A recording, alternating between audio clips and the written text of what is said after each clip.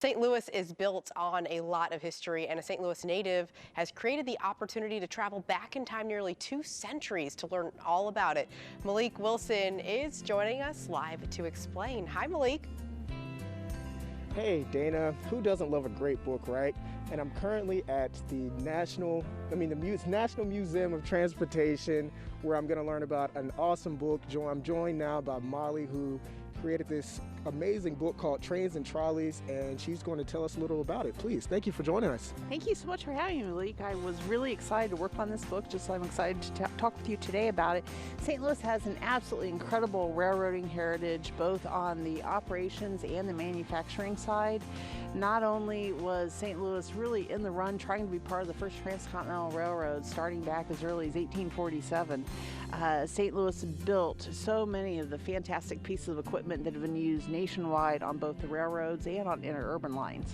Definitely. And I know that we've been talking here a little bit for the last 30 minutes or so, and I know you have a lot of inspiration about why you wrote this book, not just so much about trains, but just the fact that you worked here at the museum. So can you talk a little about that? I did. I'm so excited we're back at the National Museum of Transportation today. It really is a national treasure when it comes to our nationwide railroading and interurban heritage. I was really fortunate to work here for 20 years as first the curator, where I got to learn everything from how to operate diesel electric locomotives to how to put hot rivets in steam locomotive cabs and so forth.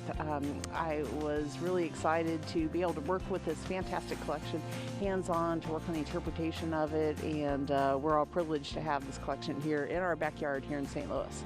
Definitely, and the reason why I mentioned the museum and the fact that you worked here, I know that there are some trains out here that are actually in this book that people can come and see in person as well as in the book. So can you talk about that a little bit?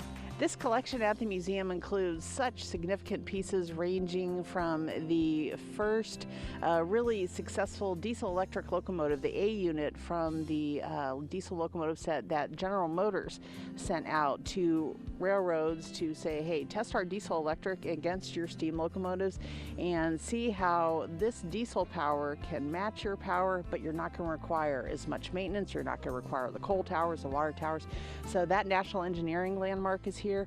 One of the best steam locomotives in the country, one recognized very well here in St. Louis, the Frisco 1522, which operated out of the Museum of Transportation for close to 20 years, is now resting here again. So it's an amazing collection, including our streetcars, the streetcars that ran here in St. Louis on everything from the Bell Fountain Mule Drawn Railway, the very first artifact collected by the Museum of Transportation. It was preserved from the World War II scrap drives, all the way up to the modern PCC cars, one of which is still in operation here, and people can enjoy it as it was then.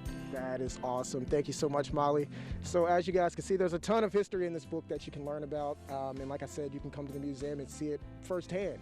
But when we come back, we will tell you all about how you can purchase this book and get it signed by Molly herself. Whoop, whoop, whoop, whoop.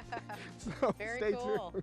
Yeah, I love the National Museum of Transportation, and so do my kids. All right, we'll be right back. Earlier in the show, we showed you how you can travel back in time nearly 2 centuries to learn about St. Louis history through a newly published book. Malik, you're holding that book right now, or maybe someone else is next to you, but either way, you're going to tell us how we can get a copy.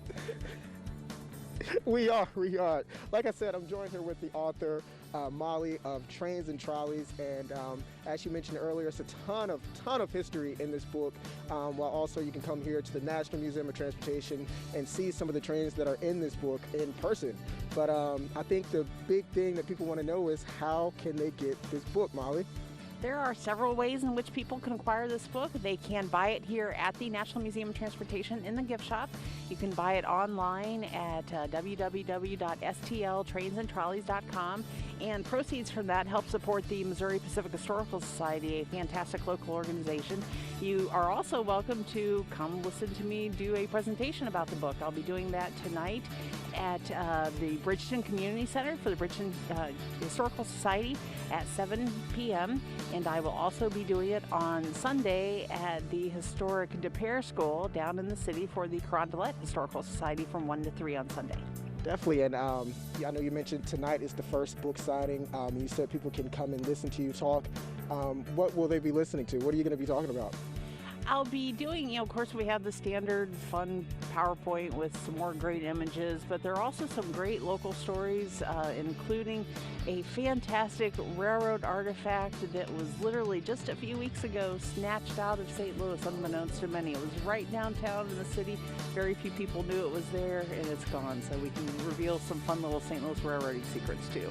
Definitely, and I imagine Sunday will be kind of a marker of today.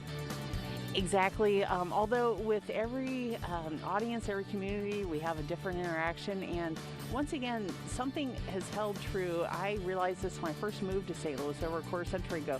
So many people here in St. Louis can say, my dad, my grandfather, my great aunt, whomever worked for the railroad. Or I remember riding the streetcars, or we used to take, public service down to Gaslight Square. So it's fun to meet with the people who still have that history within their families. Definitely. Thank you so much, Molly. As always, the information will be right there on the screen. Again, it's tonight and Sunday. You can come out and meet Molly, get the book signed, purchase your book. As always, you can go to that website, purchase your book. You can also come to the National Museum of Transportation and get a book as well. Come out and support Molly. You're also supporting nonprofits in the community as well. So that's win-win. For sure. My house loves trains. Thanks so much, Molly.